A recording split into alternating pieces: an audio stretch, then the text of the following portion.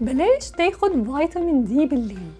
الفيتامين دي والأوميجا 3 يفضل يتاخدوا الصبح عشان ما يأثروش على جودة نومك، وعشان نضمن امتصاصهم يبقى لازم ناخد معاهم دهون صحية، والدهون دي مش لازم أبدا تكون وجبة دسمة.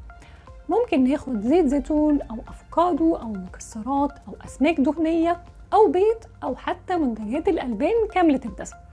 أهم شيء ما نزودش جرعة فيتامين دي عن 50,000 وحدة في الأسبوع، ويفضل ناخد أقل، وكمان ما ناخدش إلا لو عندنا نقص.